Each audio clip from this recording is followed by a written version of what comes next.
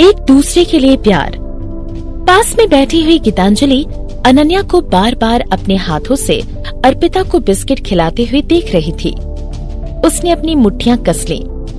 उसने मन ही मन खुद को समझाया कि बच्चों को कहाँ छोटे बड़े की पहचान होती है, इसलिए अनन्या शायद ऐसे कर रही है।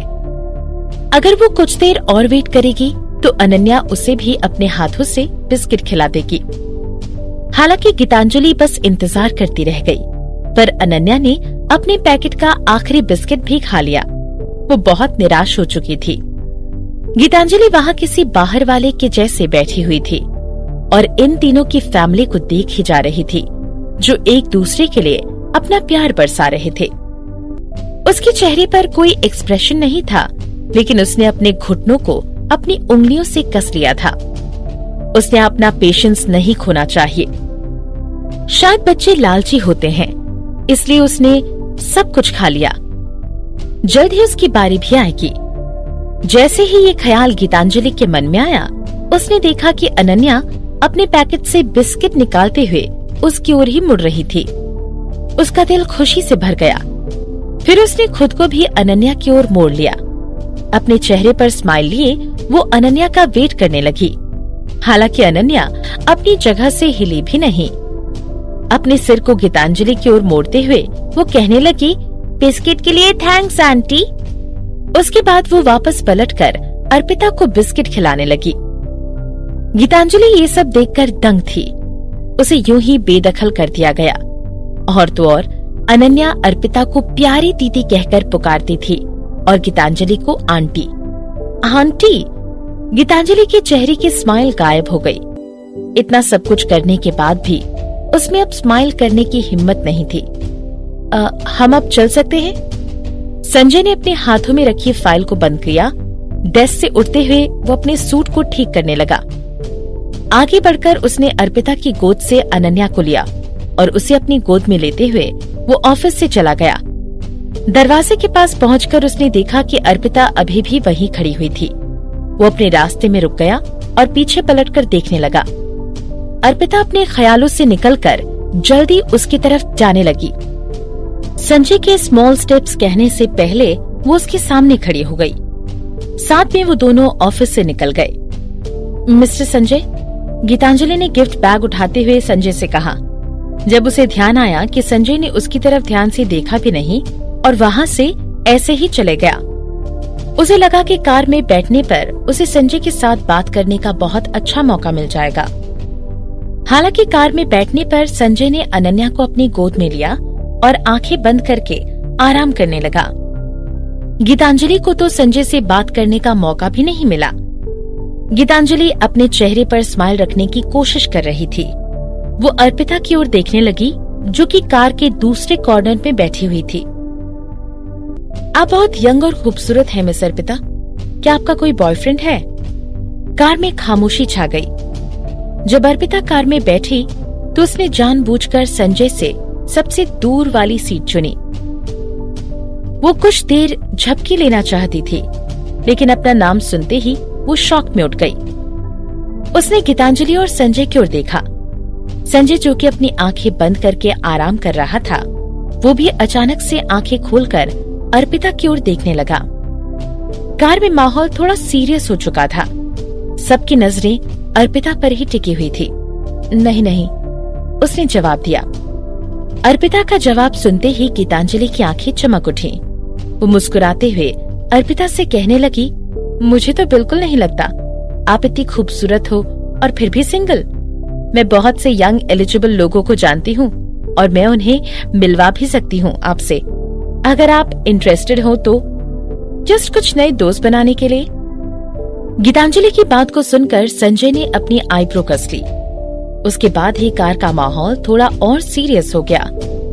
संजय की नजरें अब अर्पिता के लिए और भी गहरी हो गईं। यहाँ तक कि अनन्या, जो कि संजय की गोद में खेल रही थी, वो भी गीतांजलि की बात सुनकर चौंक पड़ी। उसने अपनी नजरें गीतांजलि पर टिका दी। ऐसा लग रहा था मानो वो अपनी प्यारी दीदी को खुद से दूर करने वाले इंसान से बचाने की कोशिश कर रही हो। अर्पिता खामोश थी। उसकी किस्मत अचानक से इतनी कैसे चमक उठी? अचानक से सब उसे नए बॉयफ्रेंड से क्यों मिलवाना चाहते थे? गीतांजलि की बात सुनकर उसे दादी माँ से अपनी पहली मुलाकात याद आ गई। दादी माँ ने उसका हाथ पकड़कर उसे कहा था कि क्या वो संजय से शादी करेगी। शादी करने के बाद जल्द ही माँ बनने के ख्याल से उसका दिल खुशी के मारे झूमने लगा था। अर्पिता उस दिन हुई बातों को याद करते हुए मन ही मन खुश होने लगी और शर्माने लगी।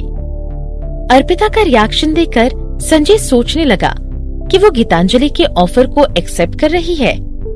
हालांकि धीरे धीरे उसके चेहरे के रंग भी बदलने लगे। पहले तो वो इमोशनलेस था, लेकिन अब उसके चेहरे पर जेलसी नजर आ रही थी। मिस अर्पिता, क्या आप शर्मा रही हैं? गीतांजलि उसके रिएक्शन को देखते हुए उसे चिढ़ाने लगी। उसकी आवाज में खुशी और मजाक नजर आ रहा था। क्या? अर्पिता अपने ख्यालों से बाहर आई और अपना सिर उठाने लगी। अपना सिर हिलाते हुए वो धीमे से कहने लगी, आपके ऑफर के लिए थैंक यू, लेकिन इसकी कोई जरूरत नहीं है। अर्पिता के दिमाग में तो अपना कर्ज चुकाने के लिए पैसे कमाने के ख्याल आ रहे थे। उसका रोमांस करने का कोई भी मूड नहीं था। उसकी बात सुनने के बाद कार का माहौल थोड़ा नॉर्मल हुआ। अभी अभी जो कार में हुआ वो उसके बारे में सोचकर थोड़ा अजीब फील कर रही थी। संजय जी फिर से अपनी आंखें बंद करके सोने की कोशिश करने लगा। सोते हुए भी वो कितना हैंडसम लग रहा था। जब उसके चेहरे पर थोड़ी स्माइल दिखने लगी, ऐसा लग रहा था मानो आज उसका मूड काफी अच्छा हो। आखिर वो खुश क्यों था? अर्पिता ने अपना ध्यान हटाकर इस बारे में ज्यादा सोचने की कोशिश नहीं की। अपनी सीट पर थोड़ा अच्छे से बैठते हुए वो सोने की कोशिश करने लगी। थोड़ी ही देर बाद मित्तल हाउस आ गया। गीतांजलि पलटकर संजय की ओर देखने लगी, जो उसके बाजू में बैठा हुआ था। मैं यहाँ कितने दिनों से नहीं आई हूँ। क्या तुम मेरे साथ दादी माँ को मिलने चलोगे? वो जरूर तुम्हें मिस करती होंगी। संजय अपनी आंखें खोलकर आगे देखने लगा। संजय की कार अभी अभी मित्तल हाउस में एंटर हुई थी। मीन विला बिल्कुल सामने था। हालांकि दादी माँ बाजू वाले घर में रहती थी। दादी माँ के घर के लिए चलो, संजय ने अचानक से कहा। उसकी आवाज में कुछ भी फर्क नहीं नजर आया। संजय की बात सुनकर गीतांजलि के चेहरे पर मुस्कुराहट आ गई। वो आगे क्या होगा सोच सोचकर मुस्कुराने लगी।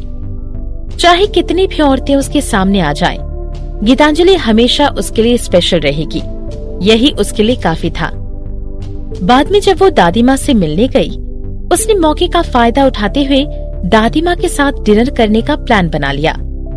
मित्तल हाउस में संजय के लिए अनन्या के बाद सबसे ज्यादा इम्पोर्टेंट इंसान दादी माँ थी। वो दादी माँ की इज्जत करता था और उनके कहने पर वो भी डिनर के लिए रुक गया।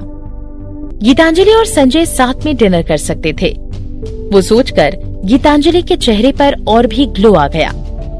हालांकि कार के कॉर्नर पे बैठे अर्पिता को देखकर भी उसकी मौजूदगी को एक्सेप्ट करने के लिए नामुंजूर थी। कार दादी माँ के घर के सामने जाकर रुक गई। गीतांजलि अपनी आंखों में एक्साइटमेंट छुपाने की कोशिश करने लगी। इससे पहले कि ड्राइवर उसकी कार का दरवाजा खोल पाता, वो खुद कार का दरवाजा खोले अपने हाथ में गिफ्ट बैग लेकर आगे बढ़ने लगी। उसने 2 कदम आगे लिए और पीछे पलटकर संजय की ओर देखने लगी। वो संजय का वेट कर रही थी कि वो भी उसके साथ चले। 2 मिनट वेट करने के बाद भी संजय अपनी जगह से नहीं मिला। गीतांजलि अपनी नजरों को संजय से हटा नहीं पा रही थी और बस उससे सवाल करने ही वाली थी कि संजय ने उससे कहा, तुम अभी तक खड़े क्यों हो? मिस गीतांजलि को यहाँ छोड़ दिया गया है, मीन विला की तरफ चलो। संजय उसकी ओर नहीं बल्कि ड्राइवर की ओर देख रहा था। उसने ड्राइवर से गीतांजलि को छोड़ने के लिए कहा था ना, कि इसलिए कि वो गीतांजलि को कंपनी दे सके। इससे पहले कि गीतांजलि कुछ रिएक्ट कर पाती, ड्राइवर कार में बैठकर आगे चले गया। कार गीतांजलि के सामने से चली गई। अगले दिन कल के हुए बुरे इंसिडेंट के बाद अर्पिता जब वापस मित्तल कॉर्पोरेशन पहुंची, वो सब लोगों को उसकी पहचान के बारे में पता था। पहले पहले सब लोग इस बात से हैरान थे कि संजय ने प्लानिंग डिपार्टमेंट से किसी को नौकरी से निकाल दिया था। हालांकि अब यह न्यूज फैलने लगी थी। संजय अर्पिता की वजह से गुस्सा नहीं हुआ था, बल्कि कंपनी से हुई बदतमीजी की वजह से वो सुनकर काफी लोगों ने राहत की सांस ली। इसलिए मैं कहती हूँ कि मिस्टर संजय के बहुत हाई स्टैंडर्ड हैं और वो कभी भी अपने लिए एक मामूली सी नर्स को चूज नहीं करेंगे। कैंटीन में ऑफिस की कुछ फीमेल एम्प्लॉइज बैठे बातें कर रही थी। अर्पिता को कितना बुरा लग रहा होगा, जो सोच रही होगी कि वो अपने गुड लुक्स से मिस्टर संजय के करीब आ सकती है। वो लोग बातें करते हुए हंसने लगे, स्पेशली अदिति। जब भी वो ये देखती कि उसकी राय किसी और से भी मिलती जुलती है, वो चलती मुसीबतों की चिंगारियां उड़ाने लगती। कुछ लोग शायद अच्छे से नहीं जानते, उन्हें लगता है कि वो अपनी खूबसूरती का इस्तेमाल करके कुछ भी कर सकती है। तुम्हें इस बारे में कुछ नहीं पता क्योंकि तुम कल छुट्टी पर थी। वो औरत कुछ ज्यादा ही माहिर थी अपने खेल में। जिस तरह उससे मिस्टर संजय को कैंटीन में खाने के लिए कन्विंस कर लिया, यहाँ तक कि उसने मिस्टर संजय के साथ अपना खाना भी शेयर किया। क्या कहा तुमने? पास बैठी एक फीमेल एम्प्लॉय शौक के मारे कहने लगी। उसकी आंखों में जलन साफ नजर आ रही थी। अदिति ने देखा कि उसके आसपास ज्यादा लोग नहीं हैं और वो अपनी बात को कंटिन्यू करने लगी। ये तो कुछ भी नहीं, वो जानबूझकर अनन्या को अपने साथ लेकर ऑफिस का इंस्पेक्शन करने आई थी। इस तरह बिहेव कर रही थी जैसे कि वो मिस्टर संजय की वाइफ हो। अगर तुम्हें भरोसा नहीं होता तो तुम प्लानिंग डिपार्टमेंट में से किसी को भी पूछ लो, वो लोग अच्छी तरीके से जानते हैं। अदिति की बात सुनकर सब लोग शॉक में थे। उन लोगों को पता नहीं था कि आखिर कल प्लानिंग डिपार्टमेंट में हुआ क्या है, लेकिन अदिति की बात सुनकर उन्हें कुछ कुछ समझ में आने लगा। हालांकि प्लानिंग डिपार्टमेंट में कोई अर्पिता की वजह से अपनी नौकरी खो बैठा था। पहले उन्हें लगा कि प्लानिंग डिपार्टमेंट में उस लड़की की गलती थी, लेकिन अदिति की बात सुनकर अब ऐसा लग रहा था कि अर्पिता ने संजय का फायदा उठाते हुए ये सब किया। उसे लगा कि अनन्या के नर्स होने का फायदा उठाकर वो मित्तल कॉर्पोरेशन में अपनी साख जमा सकती है। इस तरीके के लोगों को सबक सिखाने की सख्त जरूरत है, वरना उसे सोच में लगता है कि वो मित्तल कॉर्पोरेशन की मालकिन है। मिस्टर संजय का काफी हाई स्टेटस है। एक मामूली सी नर्स कैसे सोच सकती है कि वो उनके करीब जा सकती है? अगर उसे अपनी औकात नहीं पता तो मैं उसे याद दिलाने की कोशिश करूंगी, प्लानिंग डिपार्टमेंट की सेक्रेटरी कहने लगी।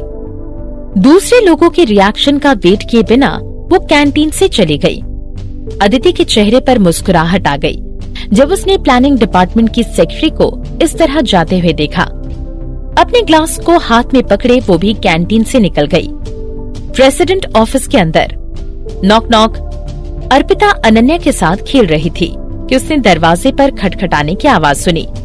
संजय मीटिंग के लिए गया हुआ था और वो अनन्या के साथ अकेली थी। वो कुछ कहने के पहले हिचकिचाने लगी। Please come in.